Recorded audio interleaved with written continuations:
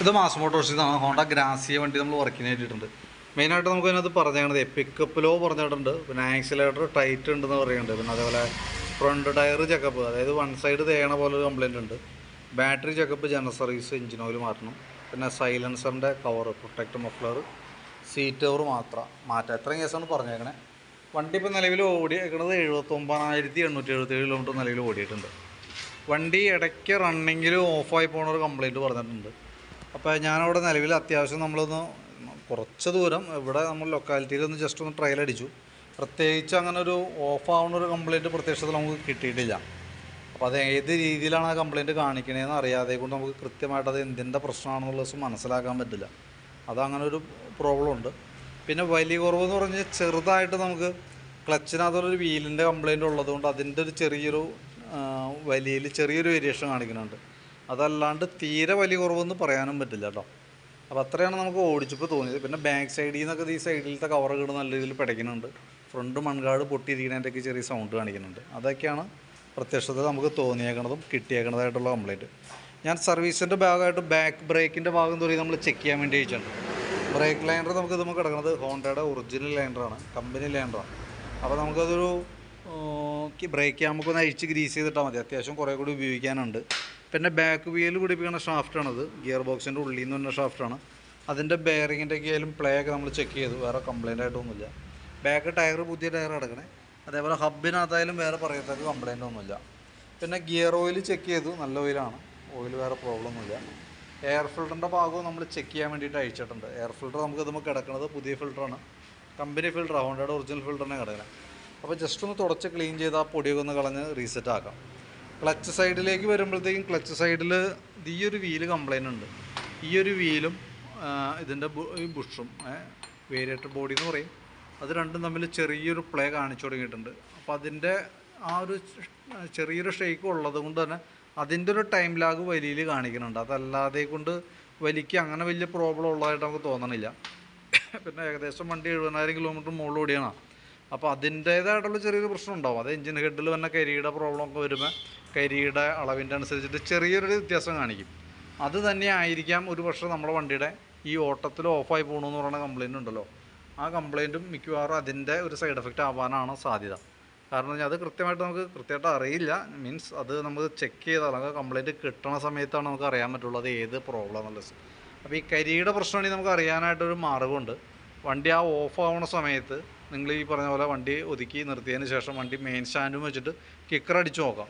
Kicker അടിക്കുമ്പോൾ സാധാരണയിൽ ഈ കരിയുടെ പ്രശ്നമാണെന്നുണ്ടെങ്കിൽ കംപ്രഷൻ ലീക്കായിട്ട് കിക്കർ ബലമില്ലാത്ത രീതിയിൽ താഴേക്ക് പോകും, അതായത് വളരെ ഫ്രീ ആയിട്ട് താഴേക്ക് പോകും. ആ കംപ്ലയിൻ്റ് ആണെന്നുണ്ടെങ്കിൽ നമ്മൾ ഹെഡ് അഴിച്ച് കരി ക്ലീൻ ചെയ്യാതെ ആ കംപ്ലയിൻറ്റ് മാറില്ല.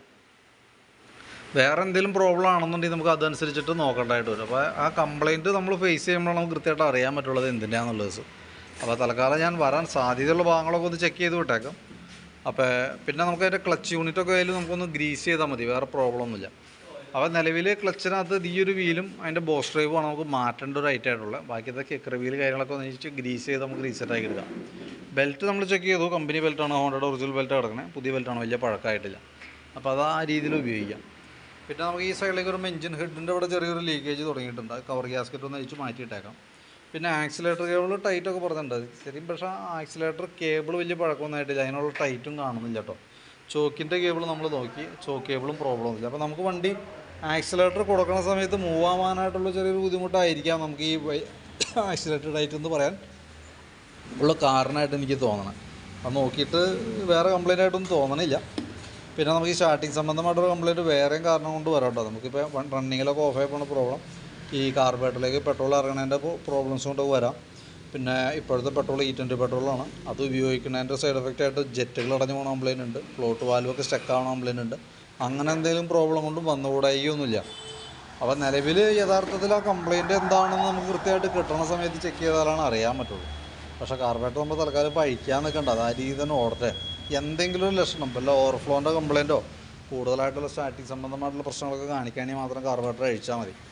കാരണം ഓൾറെഡി നമുക്ക് ജനറൽ സർവീസിൽ കാർബറേറ്റർ ക്ലീനിങ് ഇല്ല, നമ്മൾ അഡീഷണൽ പേ ചെയ്യേണ്ട വർക്കാണ്. തന്നെയല്ല അങ്ങനത്തെ ലക്ഷണങ്ങളില്ലാണ്ട് വെറുതെ കയറി നമ്മൾ അഴിക്കേണ്ട ആവശ്യമില്ല, ചിലപ്പോൾ അത് ഗുണത്തേക്കാരെ ദോഷമാവാൻ സാധ്യതയുണ്ട്. പിന്നെ നമുക്ക് ഫ്രണ്ടിലെ ബ്രേക്കിൻ്റെ കേബിളൊക്കെ ചെക്ക് ചെയ്തു, പുതിയ കേബിൾ വലിയ പഴക്കമായിട്ടില്ല. ബ്രേക്ക് നമുക്കൊന്ന് അഴിച്ച് ഗ്രീസ് ചെയ്തിടാം. അതേപോലെ തന്നെ ഫ്രണ്ട് ടയറിൻ്റെ കണ്ടീഷൻ നോക്കി, ടയറൊക്കെ ആയാലും പുതിയ ടയറാണ്, വലിയ പഴക്കമായിട്ടില്ല. ഫ്രണ്ട് മൺകാട് ഈ സൈഡ് പൊട്ടിയിരിക്കുന്നുണ്ട്, ഇതിവിടെയൊക്കെ പൊട്ടലുണ്ട്. അതെനിക്ക് തോന്നുന്നു ബാക്ക് ചെന്ന് ഇടിച്ചാണ്, ബാക്കിൽ ചെന്ന് ഇടിച്ചാനാണ്. അപ്പോൾ ഈ മൺകാട് വലിയ താമസിച്ചാണ്ട് ഇവിടെയൊക്കെ പൊട്ടിപ്പോവും. അപ്പോൾ ഒന്ന് ഓർഡർ ചെയ്തിടാണെങ്കിൽ അതായിരിക്കട്ടെ ബെറ്റർ. കാരണം എന്ന് കഴിഞ്ഞാൽ ഓൾറെഡി സ്റ്റോക്കിലുണ്ടാവില്ല, ഗ്രാസിയായിട്ടൊക്കെ ആകുമ്പോൾ നമ്മൾ ഓർഡർ ചെയ്ത് വരുത്തി മാറ്റേണ്ടതായിട്ടൊക്കെ വരും കേട്ടോ. അപ്പോൾ അതൊന്ന് ഓർഡർ ചെയ്യാൻ ഉദ്ദേശിക്കുന്നുണ്ടെങ്കിൽ കൈയോടെ തന്നെ അഡ്വാൻസ് കൊടുത്ത് ഓർഡറിലേക്ക് ഇട്ടേക്കാം. പിന്നെ നമുക്ക് സെൽഫിൻ്റെ പ്രശ്നം ബാറ്ററിയാണ്. ബാറ്ററി ഇതുമ്പോൾ ഇരിക്കുന്നത് എക്സൈഡിൻ്റെയാണ്. ബാറ്ററിയുടെ കംപ്ലൈൻ്റ് ആണ് ആ പ്രശ്നം കാണിക്കാൻ കാരണം. വോൾട്ട് നോക്കുമ്പോൾ 12.9 കാണിക്കുന്നുണ്ട് വോൾട്ട്, പക്ഷേ ലോഡ് കൊടുക്കുമ്പോൾ നേരെ 7.36 പോകുന്നുണ്ട്. അപ്പോൾ ബാറ്ററി മാറ്റി വെച്ചാലാണ് നമുക്ക് ആ കംപ്ലൈൻറ്റ് മാറുള്ളൂ കേട്ടോ. പിന്നെ നമുക്ക് ഫ്രണ്ട് ഈ ഭാഗത്തേക്ക് വരുമ്പോഴത്തേക്കും സ്പാർക്ക് പ്ലഗ് ഒന്ന് അഴിച്ച് ക്ലീൻ ചെയ്ത് തരുന്നുണ്ട്. വലിയ പഴക്കമായിട്ടില്ല, പുതിയ പ്ലഗ്ഗാണ്, എയർ ഫിൽറ്ററിൻ്റെ കൂട്ടത്തേക്കൂടെ മാറ്റിയാണ് പ്ലഗ്ഗാണ്. അപ്പോൾ ജസ്റ്റ് ഒന്ന് ക്ലീൻ ചെയ്തിട്ടാൽ മതി. സെക്കൻഡറി ഫിൽറ്റർ യൂണിറ്റ് ആയാലും വലിയ പഴക്കമൊന്നും ആയിട്ടില്ല. അപ്പോൾ ഒന്ന് ജസ്റ്റ് ക്ലീൻ ചെയ്ത് കയറ്റിയാൽ മതി. എഞ്ചിൻ ഓയിൽ മാറ്റുന്നുണ്ട്, പിന്നെ പ്രൊട്ടക്ടർ മാർനേഴ്സ് പറഞ്ഞിട്ടുണ്ട്, അതുണ്ടെങ്കിൽ നമുക്ക് അതും കൂടി കൂട്ടത്തേക്കൂടെ മാറ്റിവിടാം. അപ്പോൾ ഞാൻ അതിൻ്റെ ഏകദേശം ഒരു എസ്റ്റിമേറ്റ് ആക്കിയിട്ട് അതിൻ്റെ ഡീറ്റെയിൽസ് വാട്സപ്പിലേക്ക് ഇടാം. അതിനകത്ത് നമുക്ക് ജനറൽ സർവീസിൻ്റെ ഭാഗമായിട്ട് ജനറൽ സർവീസ് അതിനകത്ത് ഉൾപ്പെടുത്തുന്നുണ്ട്. പിന്നെ പ്രൊട്ടക്ടർ, എഞ്ചിൻ ഓയിൽ, പിന്നെ ഹെഡിൻ്റെ കവർ ഗ്യാസ്കറ്റും അതിൻ്റെ മൗണ്ട് റബ്ബറും മാറ്റണം, ചെറിയൊരു ലീക്കേജ് ഉണ്ട്. പിന്നെ ബാറ്ററി അതിനകത്ത് ഉൾപ്പെടുത്തുന്നുണ്ട് എസ്റ്റിമേറ്റിനകത്ത്. പിന്നെ ഈ പറഞ്ഞ പോലെ ക്ലച്ചിലേക്ക് വരുമ്പോൾ ആ ഒരു വീലും ബുഷും കൂടി അതിനകത്ത് കാണിക്കാം, എസ്റ്റിമേറ്റിൽ ഇട്ടേക്കാം. അത് നോക്കിയിട്ടൊന്ന് പറയാം. എന്തായാലും അത്ര ഐറ്റമാണ് നമുക്ക് മെയിനായിട്ട് മാറ്റേണ്ട, പാർട്സുകളായിട്ട് മാറ്റേണ്ടി വരണം കേട്ടോ. അപ്പോൾ ഞാൻ അതിൻ്റെ ഒരു ഏകദേശം ഒരു എസ്റ്റിമേറ്റ് ആക്കിയിട്ട് ഡീറ്റെയിൽസ് വാട്സാപ്പിൽ ഇടാം.